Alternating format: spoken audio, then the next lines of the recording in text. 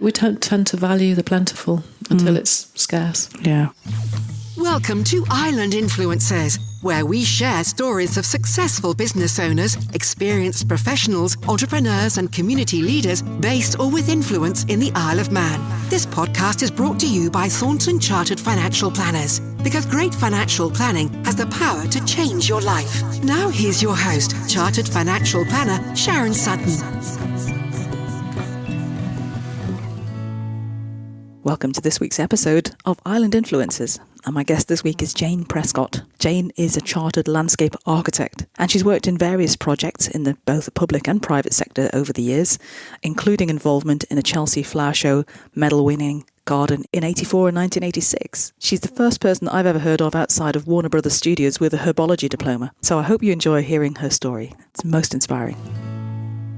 So, Jane, you're a chartered landscape architect with extensive experience of working in the UK and the Isle of Man in both public and private sectors. Wow. Yes, well, when you get to my age, then you can say you have extensive experience, which is one of the things you realise, that you do pick up experience as you get older. You do, don't you? Yeah. Most definitely. Yeah. Hopefully wiser and experience for the better, yeah. I would say. Well, going through your the information you sent me before this, I was really impressed by the fact that you've embraced the whole concept of lifelong learning, and it says evidenced in your CV. I still am. Yes, I've embarked on another new course. Yeah. Well.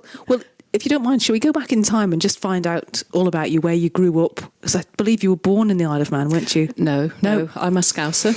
Right, okay. So I was actually born in the middle of Liverpool. Oh, okay. We moved to the Wirral when I was 18 months. Okay. So although... Well, Steve was very amused that I was a Scouser, because I actually had very little connection with Liverpool during my early formative years. Right. Although I ended up working in Liverpool later on. But my mum was passionate about the island. Her mother was Manx, right. Although she died when Mum was a child. So I never knew my grandmother, but Mum was the only one of her siblings who wasn't born here. Okay. And I think she always felt a little bit badly done by that she hadn't been born here. It seems to be very important to people to have. It was enormously important to her. And she also, I think that was why... certainly when I went to uni, nobody would have believed that I was from Liverpool, because I don't have a trace of the accent. No. And I think that was very much trained out of us during childhood. I mean, I don't have any issue with accents, but and it's just something I've grown up with. So I've known the island and been passionate about the island from a very early age. We used to come on holiday every year. Fantastic. So yes, it was always an ambition to move here. So where did you stay when you came over? We started off staying at the Beach Hotel, which is now a block of flats in Ramsey, just next to the pier. Yeah, I know it very well. I'm old enough to remember seeing steamers coming into the end of the pier and racing the little train down the pier to try and get there first, and trampolines on the seafront where the flats are now. Right. I'm the eldest of 5, so I think probably by the time there were 3 of us, that was obviously getting a bit of a stretch for my dad. So Mum had a school friend who her husband still lives in, Anne's Cottage in Ballasalla, which is the pink cottage next to the church. So yes, I know it. In the later years, we went and stayed there. Gosh, so you saw both ends of the island, really. Yes, absolutely, yes. So I have hazier memories of Ramsey, but I do remember sort of visits to Derby. I had a great uncle who certainly is buried in Mackle. So Mackle was very much the family area. My grandparents were married in the church there, and my great-grandparents and other ancestors are buried there. But I'm not sure where my great-uncle lived, but he's definitely buried there. Yeah. And then when we moved and holidayed down at Ballasalla, we really spent all our time on Port St Mary Beach. And literally, it was a joke at the hospital, because my dad was a consultant radiologist at Clatterbridge. And there used to be a joke that if Dr. Winter was going on holiday, then it was going to be beautiful weather. Because literally up until the last 2 years, the last time he came was when I was 16, we had 2 weeks of unbroken glorious sunshine. So I think we all thought the island was just this sort of paradise tropical island that was just always sunny and calm and beautiful and twinkling seas. And well, it mostly is. I mean, well, absolutely. Well, before we moved... Full disclosure, we're recording this on a day when we have horizontal rain outside St John's Mill, which is where we're recording absolutely. this. And it's in July. Before we moved, Steve, my late husband, insisted that we came over in February, and he took me to Silverdale, which is where we spent so much time when I was little on holiday. And he said, you've got to go and have a look at Silverdale in the middle of winter with nobody there and grey. And if you still love it, then we'll move. And I loved it. The rest is history. And was it grey, or did it have, was it? It was really weird, actually, because having these memories of it always being sunny and paddle boats and the roundabout and all the things we'd love. And it was a big thing and a big journey. As soon as we got to the cottage in Ballasalla, that we'd have to run or walk up to Silverdale. And, of course, it just seemed a really long journey. And we'd spend so much time there. So to go there, you see these film shots where, you go and it's still and nobody there and it's a bit grey and you've got flashbacks to what it was. So it was a very surreal experience. And I also remember standing on Peel Prom with, I think, sort of probably virtually horizontal rain coming across, but just feeling very inspired by the setting. Yes, and the sand blasting. Fantastic. Yeah, I've always been just passionate about it. I think it's a very, very special place. Yeah, it is. You could almost tell looking at your A-level results, A's in biology and geology, and you're thinking, yeah, you can see which way you're going. Was it something that inspired you to be that good at those subjects, or you just naturally? I think it's just a natural. I think just a natural. I would say it's funny how you can think back and think to pivotal moments in your life, and I think for me. In very early teens, you're far too young to remember, I'm sure, but there was a film called Ring of Bright Water, which was based on Gavin Maxwell's book. The Otter. About Midge the Otter. Yeah, I remember. And I was hugely influenced by that. And also at the same time became very interested in whale and dolphin conservation, and at the time where there was a big push to try and stop whaling. And I think, although it's only later I've been able to analyse it, I think apart from the sadness, I think there was also a sense of these amazing creatures so in tune with their environment, who through ignorance or greed or whatever have come to a bad end at the hand of mankind.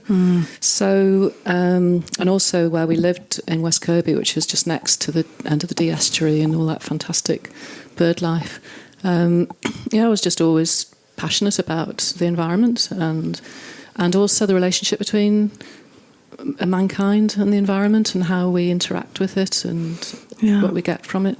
So I was, gifted, academically capable, but I always wanted to do art at school.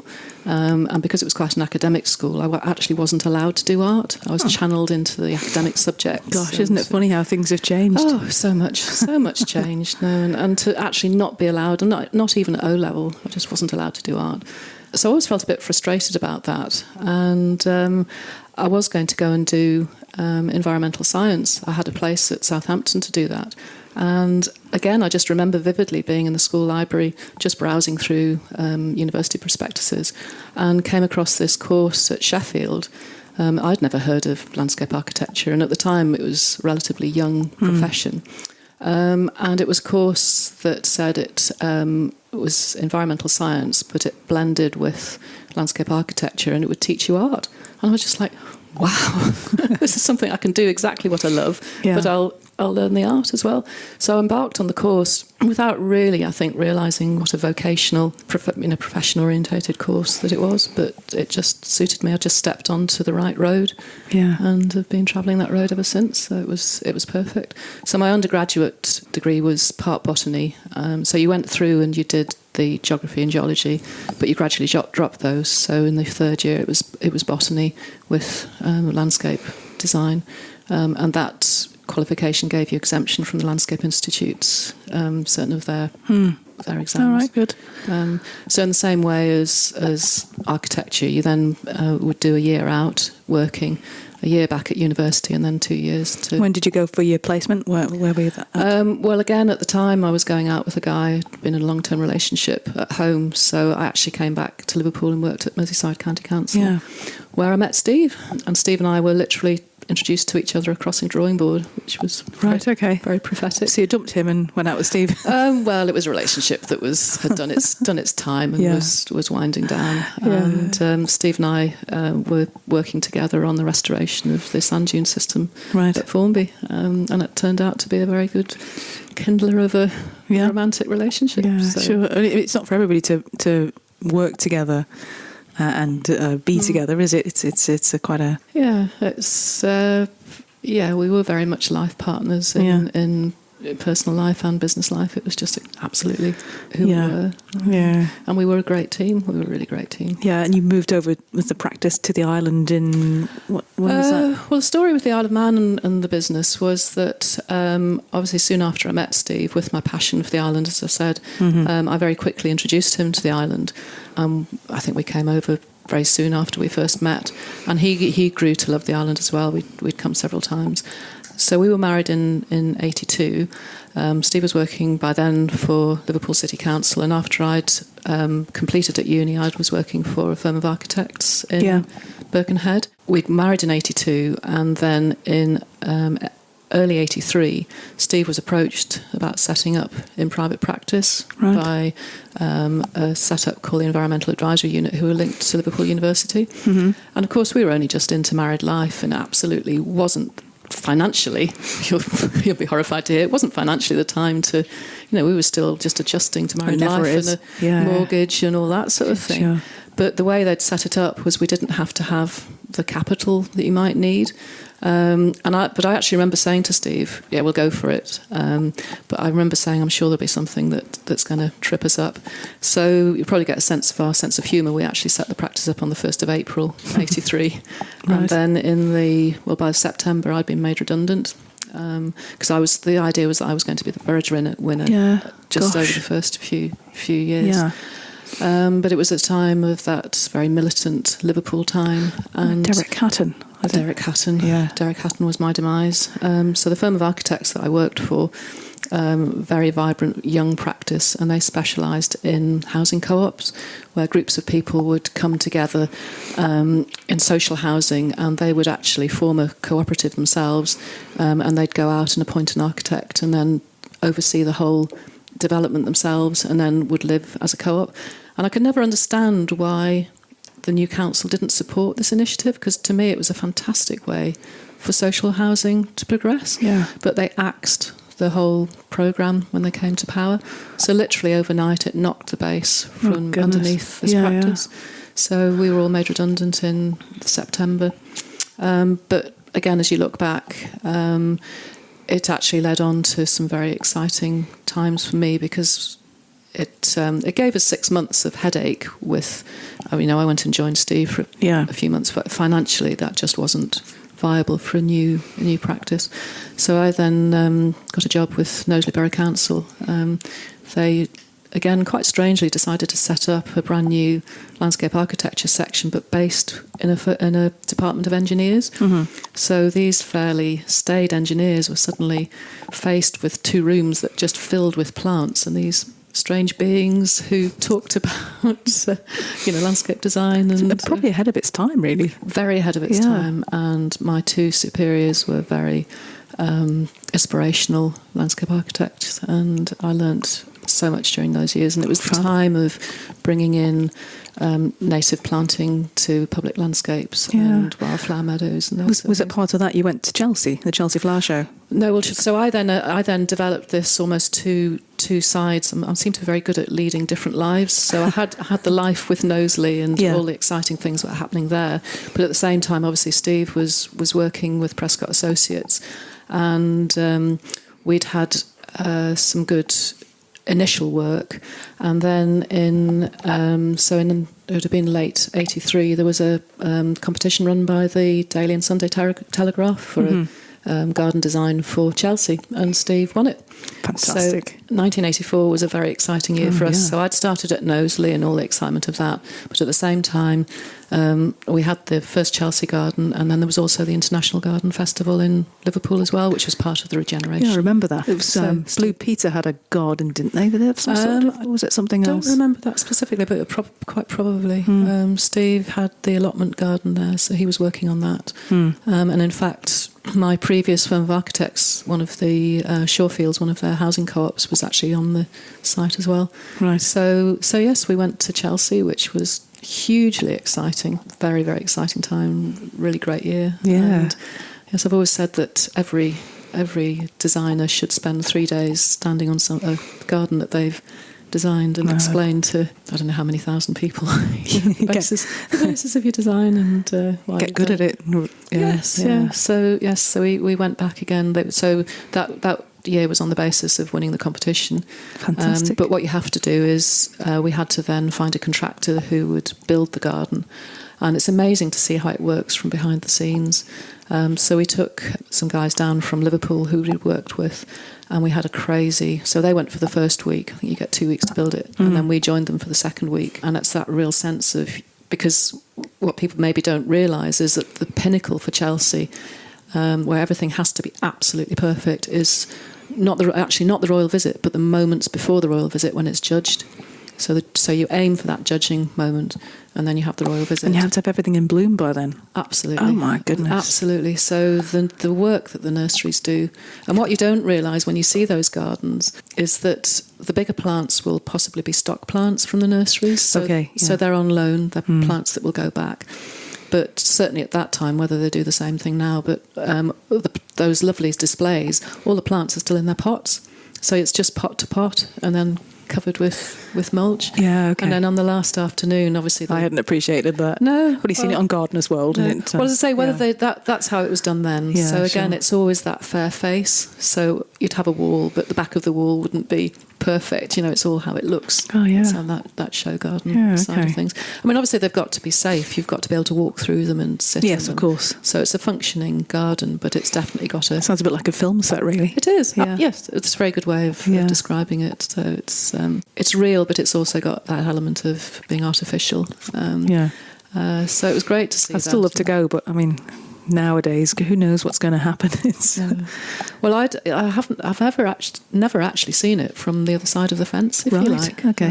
So we did the 3 years, but always had the privilege of being able to walk around when the crowds weren't there, and because obviously when the crowds were there, you're on the garden answering questions. And, I think you've probably had a better experience than most then, if you've got nobody in the way of what you're trying to look at. Yes. And take your time. Real privilege to be able to see it like that. And, I bet. To experience. So it was fascinating. Oh, that's really great. So how did you first get to the island then? So as I say, I was working for Knowsley, and Steve developing the practice. We did a lot of direct land reclamation in those days. And that was the link with the Environmental Advisory Unit. That was the speciality, was that they were dealing with the technical side of derelict land, and we were coming in and doing the restoration proposals. And they had a request. Well, they came to us and said, we would like to go to the Isle of Man and put a stand-up in the Ideal Home exhibition. You're obviously looking for work and connections. And they said, if you sort out the artwork for the stand and agree to man it, we'll cover your costs of travel and staying. So it's like, yes, a trip to the Isle of Man, Yeah. So it was in the Castlemona Hotel. And we spent, I think it was 3 days or something, sort of next to a stand that was selling, I don't know, kettles or whatever it was, and double glazing and stuff. Because for me, it was a trip for both of us, it was a trip to the island and just, see what happened. And out of that, we got our first 2 commissions. One was with late Albert Goubet, working on his garden at Kroger. And Steve met Barry Vannon, who was then Chief Planning Officer. Yes. So that's really started us. So that was in 87, and that really started the ball rolling of getting work here. And that gradually just increased over the following years, and it got to a stage where Steve would be travelling over here a lot, and we'd have times when we'd come over and stay for a week just to catch up with things. And then our son was born in 1988, and we got to the stage in 91 I was expecting again, and you'll laugh at this one, but it was definitely head versus heart. So we'd been made an offer to have the practice bought out in Liverpool, but we knew that would take us to the next corporate level. Steve would have been facing doing lots of travelling, much sort of step up higher importance projects. But by that point, the business had developed here to such an extent that we really needed to have a presence here. So we were faced with have the business bought out, stay in Merseyside, see where that takes us, or let's throw it all up in the air and move to the Isle of Man. So, as Steve and I tended to do, we followed our hearts and moved here in 91. Right. And never regretted it. Yeah, for an no, instant. that's lovely. It was the best, absolutely the best thing. Yeah, for us. sure. That's a lovely story, and it's taking you on to today. And of course, Steve unfortunately passed away in Yes, in late 2017. October 17. So yes, huge loss, and he's missed all the time. But hopefully he's fishing somewhere, just smiling and happy about the things that are going on. Yeah, and I know that's left a massive hole in your family's life, but most definitely. Yeah, I suppose that leads into my philosophy. It's not what I planned and not what I'd have chosen, but it's what's been presented to me. So sure, just have to brace up to it and make the best I can of it and move on. Yeah. I saw in 2018 you finally finished off your diploma. Well, again, in herbology, which is just such. Well, I thought that subject only existed in J.K. Rowling novels. To be quite honest with you, Professor Sprout. Well, I'll come on to the story about Lee, but yes, Lee calls my professor, my tutor, Professor Sprout. But again, that really is part of Steve's legacy in a way. So shortly after he'd been diagnosed with cancer. And it really involves our son as well, because our son was living in Edinburgh at the time. Yes. In Cannon Mills, very close to Edinburgh Botanic Gardens. So every time we'd go and see him, we'd go and have a visit around the gardens. So he bought me membership of the gardens as a birthday present, which gave me, they'd send me their emails. And there was just one morning their email came through and it just said, oh, here's our latest courses that we're presenting. And I'd got, Steve was going through treatment. I'd got no plans on ever doing any more studying as well. And I don't know what prompted me to open it. And I just saw this course, herbology. And like you say, I was like, what on earth is herbology? And I just read this. And it was like it had been tailor written for something that would just it refreshed a lot of the botany from university. It incorporated physic garden, so physic garden or a medicine garden, garden design. So obviously that linked in with what I was doing.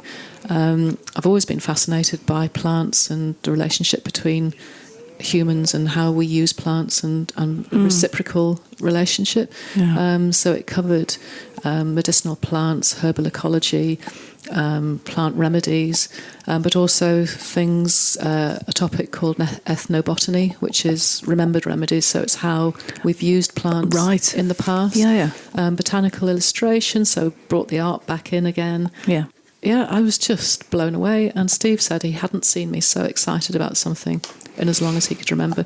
And of course, my instant reaction was, well, this looks great, but forget it. You got enough going on. Absolutely got enough going on. And he was equally adamant. And he could be very stubborn about things. He was a true Tourian.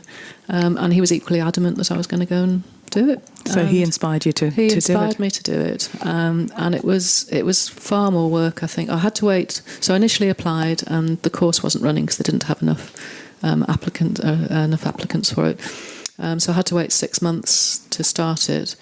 And so they actually condensed the course. It was supposed to be 2 years, but it was condensed into 18 months. All right. So it was a lot more work than I had anticipated. And Steve passed away, sadly, 6 months before I was due to complete. So he never saw me complete it. But I think if I hadn't had my dissertation and my final garden design to focus on in those months after losing him, then it really gave me something else to focus on. And I was determined to finish it as a legacy for him. Because in fact, when he was taken into hospital, I actually was on. We had 4 study weekends, 3 days, very intensive days in Edinburgh.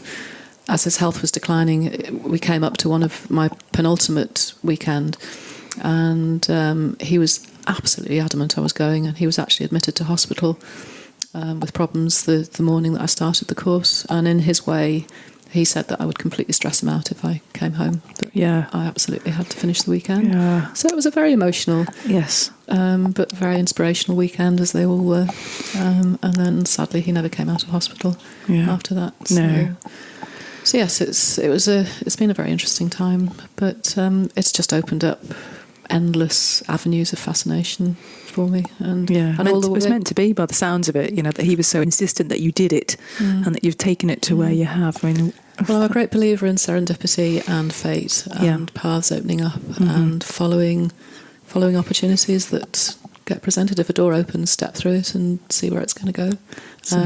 Which hence brings in the connection with Lee Morris from Manx Wildlife Trust, because when he arrived and I was due to meet him, and he said to me, I'm looking forward to meeting you, I want to talk about herbology. And as you say, it's like, how do you know about herbology? Well, it turns out that he was Director of Education at Edinburgh for 10 years. Yes, he was, and set up, my tutor approached him to set up the course. Fantastic. That I did. Isn't that a small world? Absolutely a small world. Yeah, it is. So that's led to lots of creative opportunities opening up for an association with Manx Wildlife Trust. Oh, so you're involved in that on the you've been on the trust of that since the inception, pretty much, haven't you? I've been involved with the trust really since very shortly after we arrived. Remains a very, very good friend of mine. I'd contacted them, and again, I think that's one of the lovely things about the Isle of Man, because I'd always wanted to be involved in the conservation trust across, but they tend to be big organisations and can be a little bit remote. So when I arrived here and found that there was a local trust, I immediately got in touch and ended up on the phone again. I can remember vividly with Jackie. It was like, oh, great, come up and do some volunteering. So I ended up at Close Sartfield with her, and then from there ended up on council and various committees. Yeah, sure. Because it was based here for a while, wasn't it, the Manx Wildlife Trust? Did it operate down the road in the courtyard. Oh, okay. They had the shop. That's right, I remember. And So yes, I was with the trust when it was literally still in living rooms, and it was around the time when the courtyard was built just after we moved here. Yeah. And then I remember, being on committee and discussing taking on the first conservation officer and all that sort of thing. Oh, so, wow. Yeah, and have you been involved in Peel Cathedral with the gardens there? That was one of Steve's designs, was the original.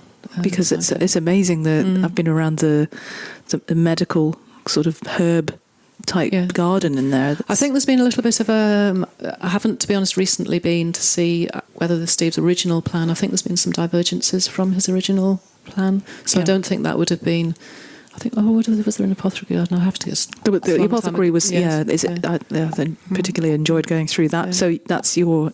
It was one of Steve's design. We were involved in Russian Abbey as well. So Russian Abbey was... so we did the design for the grounds there, but the... herbal garden there I worked on that with Kate Hawkins from Manx National Heritage. So that was probably my first experience of getting involved in species that would have been used in different ways in the past, which was really good. Well, that's a great story to see where you are up to. So if you don't mind me asking, and primarily ask this when I meet people in my role as a financial planner, I mean, what's your earliest memory of money? How has it shaped your life growing up, do you think? Well, I guess we would definitely be seen as being comfortably off. So my dad was consultant radiologist, but it was very much the norm then. He was the sole earner. My mum was a stay-at-home mum, but I'm the eldest of 5. So Dad was very organised with his finances, but we definitely grew up with budgets. Mum had a housekeeping budget, so I remember there being days where food was sort of just about at the end of my monthly budget, and we had allowances and things. So Dad was a very wise individual. So I suppose growing up, I probably wouldn't really say that money was either an issue, but it was just something that you were reasonably careful about. Yeah. But I do remember, and you'll smile at this one, when I went to university, I blew my first term's grant on buying a music system. But there was no going to Daddy and saying, can you help me out? So to this day, I wouldn't thank you for a Mars bar, because I lived on Mars bars for, for the rest of that term. Or a block of cheese a week or something. Yes. It was... You're not the first one to tell me that sort of story. Yeah, it's amazing how many students go off. I mean, it's a salutary lesson, really, isn't it, for those who are going off to manage their budgets for the first time. Don't blow it all on a music centre, or don't blow it all on fashion, and for goodness sakes, I think in a way you almost have to do that to do it. So I say Dad was very wise about money. I would say that being married to somebody for 35 years who he definitely had a careful financial background, but Steve very much saw money as being a facilitator of what you wanted to do. Yeah. But I think we also lived a life of feeling that there are, not as trite as there are things that money can't buy, but that feeling that there are things that are very important that aren't money orientated, and that you don't need money to enjoy those things. But then if you can enjoy those things, then obviously you can leave your money for the important things. No, for sure. Yeah, I know. I can see that. Yeah. Okay. Of all the things that you've done throughout your life so far, then what's brought you the most fulfillment? You can say from a personal or a vocational basis, whatever. I would say knowing what I wanted to do, what my ambitions were, and having the courage to follow those. Steve and I were enormously privileged to bring up two very wonderful adults into the world, and my children are eternally supportive, and we've always been a very close family. So lovely. That's a huge love and achievement. Mm-hmm. I love the fact that we've been able to positively influence landscapes, and it's great to be able to look around at spaces and think, well, yes, we helped create this. And also the links with our clients, because obviously we can't do these things without having a client to lead us. Yeah, whether that's public or private. Absolutely. Yeah. And we've had some very great relationships during the time. And I would definitely say a big part of that is having followed my childhood ambition to move here and make a very positive life. What project are you most proud of all the things that you've done? Oh, gosh, that's a really difficult one to answer. I don't think I can answer that because I think there's so many. Well, that's lovely. I have a great feeling we did the regeneration project in Peel in Market Square, and that really came to completion as Steve passed away. So that gives me an enormous sense of achievement. St Peter's Church around there. Yes, yeah. The screens that Nicola Dixon designed, that Steve conceived, they were actually put up the day that he passed away. Oh, goodness. So that's quite a special place to see. Which is very poignant going to see that. Absolutely. Yeah. Russian Abbey, but a lot of them are probably hidden spaces as well. There have been so many gardens. Steve reckoned that we'd probably done, because we had a contracting company as well for many years. We did a lot of design build gardens. And so there are many hidden spaces, if you like, and I still meet people that we'd have worked with in the past. Wow. And sometimes I end up going back to places. And that in itself is a privilege, I suppose, to be able to get to see what nobody else has seen before, except the owners, probably. Absolutely, and there are some amazing spaces hidden away behind. Yes, I'm sure there are. And again, going back to the sort of slightly long in tooth thing, to have, Cronk Park, which is up next to Strang, we designed, and that was built. Gosh, it was a big nursing home, wasn't it? Or a big old hospital, or sanatorium, or something. It's behind the Heritage Trail on the edge of Cronk Housing Estate. It's probably a park that, if you're not local to the area, you probably wouldn't know is there. Yeah. It was just fields before we got to it. So worth a look. It's worth a walk around. Yeah. Yes, you can loop into it from the Heritage Trail. Okay. So we worked on the Heritage Trail from Union Mills as well through to that area. But it's been quite interesting to having done the original design, and I remember it being, the earthworks done to reshape it and play area being put in and the planting. Right. And I've been recently working with Braddon Commissioners going back and doing management of the woodland areas. So to have actually gone through the longevity of a site from remembering it being designed and then constructed through to now management of the landscape, which has become a very settled feature in the landscape, is quite an amazing feature to do. And I think is also part of my profession is that, what you sit down and bring to the drawing board today, is not going to come to maturity for many, many years. I'm working on a project with government at the moment that's due to be on site next year, and I know that I won't live to see that to full maturity, which is quite, I may do, but it's a great accolade, though, isn't it? To do no harm, to improve and leave it better than when you found it. That's absolutely an intrinsic part of our profession. Is that link, and that brings in the biosphere, which I'm hugely supportive of. Is the link between environment and mankind, and the therapy that a well-designed, very vibrant open space brings to all of us. Oh, great. Fantastic. So for any existing or aspiring business owner or entrepreneur, what would be your number one tip?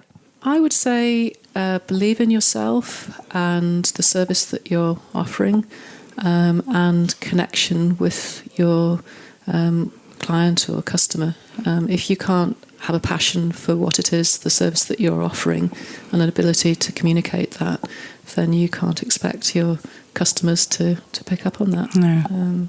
So yes, I think really understanding and having a passion for what it is that you're It's really offering. important, isn't it? It's very, very important, Yeah. and very fundamental. And then being able to develop that relationship with your customer. Oh, very good. Thank you. So how do you relax? How do you keep your life in balance? Inevitably, natural world. I love to walk. I love to go and visit all the fantastic environments that we have. My garden is very much my happy place, and my community and all the people I have around me to support me, family and friends. Yeah, that's nice. I used to ride. I had a horse for many years. Sadly, he was rehomed when Steve got ill, and in fact, the lady who now has him invited me to go up with the lady who had him before that. We went to see him last night. Oh, so gosh. it was lovely to see him. Yeah, that's so for lovely. many years, my daughter rode as well. Really from the age of 9. Horses were that's a big part of what I did. Oh, right. Yeah, so very much outdoors. Yes, So- it sounds it. So I guess if the next sort of question I normally ask is, tell me what you think are the best things about living in the Isle of Man. It wouldn't be indoors, would it?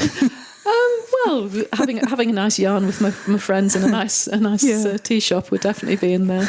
No, definitely our environment and our community and our culture, I think, have to be the essence of who we are, and making sure that we keep those things special. And we don't. I guess one of the things I have concern about is something known as incremental loss, that you lose things in such small amounts that it's only when you look back that you realise what you've lost. So it's recognising the value. I mean, today on Radio 4 this morning, they were talking about certain indigenous species in the UK that are really sort of at the danger of becoming extinct. Things like, even hedgehogs, if we're not careful, are going to be something we don't ever get back. We don't tend to value the plentiful until it's scarce. Yeah. I was actually having a conversation yesterday with somebody involved in conservation about the fact that we've had the conservation movement going for so long. And again, talking about the influences on my childhood, I remember when the sort of bad news stories started and you'd get these documentaries, and it was before the days where you'd have the positive bit at the end. And I actually remember talking to the TV and saying, but what can I do? What can I do about it? And then realising that what I could do was to really examine my own personal individual actions. And I think that's the only way. It's sad that we've had this movement for conservation, but I think through ignorance or lack of interest, Somebody else's problem. It's seen as being a speciality thing. Yeah. And in some ways, we need nature reserves, and obviously, as we've discussed, very supportive of the Manx Wildlife Trust. But we need to have that concept of the living landscape. We can't just put nature into little bubbles. Yeah. It doesn't work like that. We are part of nature. Everything we do influences our natural world, and we are utterly dependent on it. Yeah. So if we don't really think about how every action we have influences it, and that again is one of my passions, is just helping people to really engage with what's around them. And I think that was one of the, if we can talk about benefits from out of lockdown, to me that was something that people just had to suddenly stop, then really just look around them. Yeah, absolutely. And the therapy that was there in front of them in the number of people who are doing their own gardens now. It's absolutely. It's been a great positive. It's very inspiring, and I hope that's something that will become part of a new consciousness, a new movement forward, as we take it into a bit more enlightened respect for what's around us. I'll give you a shout when my new greenhouse arrives. I only ordered it yesterday. Oh, absolutely. Well done, you. So you aspiring for veg or for flowers or healing herbs? Everything. Yeah. Wonderful. Everything I can just to learn, really. Yeah, it's a great journey. It's a great journey. None of us are going to be going very far very often, are we? No, it's a great for journey. a long while. So what would you say the main challenges are the Isle of Man faces? I think balancing the need for economic activity with, as I've just talked about, making sure that doesn't deplete the things that we hold dear and are so special about the place. And I think that is where, if we truly buy into the biosphere concept, we can use that. Yeah, well, so you've stepped into immediately sort of the solutions and opportunities. It's going to be, I suppose, that. I mean, what would you do particularly? I think that our relationship with the natural world has to infuse everything that we do, because everything that we do has an impact on it. Can you give us a specific example of, I don't know, a quick win, if there's any such thing? Well, I guess probably from a family background, I would say on the health side of things. As I said, my dad's consultant radiologist. Very sadly, we lost him at the age of 60, and a big part of that was through definitely stress from his role within the NHS. My brother is a retired GP, has had to retire through ill health, and that is because of the pressure he was under through his he's a very, very committed doctor, but working 7 till 10, 9, 10 at night, just so much pressure. And health is so fundamental to us all, but I think we've lost a lot of the ability to help ourselves from a health point of view. And I think that comes back to environment. And we've touched on my recent role with herbology. So having set up this new business, Max Herbalists, which is about the therapeutic benefits of healing herbs, I would love to see us moving into a situation where people have the confidence and the knowledge to be able to use plants and to obtain those plants in a holistic way for their own benefit, for their own health, but also to be able to give something back to the environment and to take some pressure off our very wonderful, but at times hugely overworked. No, it's massively positive. That's such a great thing to be involved with and to be able to impart. So I guess going forward, then this is something that you've got planned next, and you're already doing that. So the Max Herbalist, which was my new business that I set up last year, that is very much an educational business. I'm not trained for the diagnosis and prescribing part of herbal medicine. Yeah. I would love, there are some very good practitioners here. We don't, as far as I know, have a medicinal herbalist on the island, and I would love to see somebody come. So I see my role as really enlightening people to how natural remedies can really help the maintenance of health, and then if you do have an issue, how you can use plants to help that. Okay. Still understanding, never saying that we shouldn't have access to our doctors. Sure, but sometimes things have moved on from where they were naturally occurred to be under some patent, perhaps. It's not perhaps. And obviously many of our pharmaceutical drugs are their origins is from plants. Yeah, sure.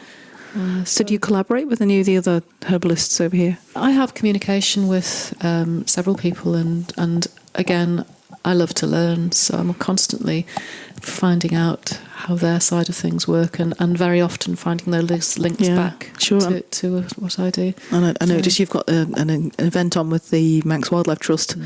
If you're listening to this, whenever you are, but this is on Saturday, the 8th of August 2020, in the afternoon, I notice you're doing history and design of Millennium Garden at St John's Mill, a garden walk with Jane Prescott, and then you're doing medicinal herbs at St John's Mill in the afternoon. Absolutely.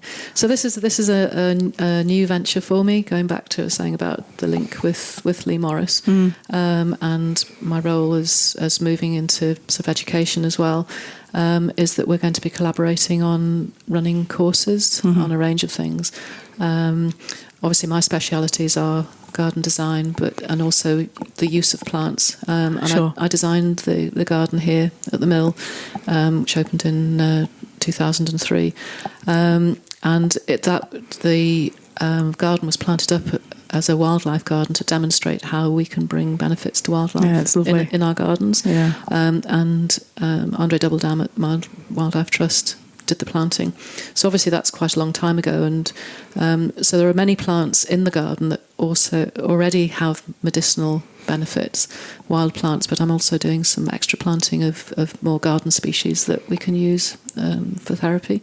So this is really an open afternoon just to launch this whole idea of having courses, but also for feedback, because it would be lovely to hear from people what type of courses they'd be interested in us running.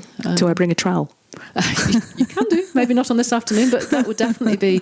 Lee is very, very keen on there being hands-on experience. Fabulous. So yes, it's. So will there be more events like this? So this is obviously podcasts sort of sit there in perpetuity. But now that we're through lockdown and we can start having events, I will be starting to run. Okay. So I'll be running workshops through the Manx Herbalist, and I've got another one coming up in September. You're going to do some videos too, aren't you? Yes, we'll see. I'm getting to the stage of thinking it would be great to have two me's. So there's lots of avenues. Yeah, there's so many things you can do. So many things I could do. Yeah. And I know Lee's very keen on putting things online as well. Brilliant. So yes, exciting opportunities. I live in a constant state of excitement about what door's going to open next and where we're going to go. Yeah, that's great. That's going to be fabulous to follow. So you must send me the details of those, and we'll put them in the show notes. Will do. Thank you. Yeah. So, are there any books that you've read recently that you sources of inspiration that you refer people to? I sadly don't get a lot of time for probably more fictional reading, or you usually do have, but I do like inspirational books. So I guess at the moment I do like to start the day with just 5-10 minutes of inspirational things. So I'm rereading a book called The Book of Joy by His Holiness the Dalai Lama and Archbishop Desmond Tutu. Right. So that's one I'm reading at the moment. And I've just started what's going to be a fascinating book, which again brings in the plant side of things, called Braiding Sweetgrass by a lady called Robin Day Chimera.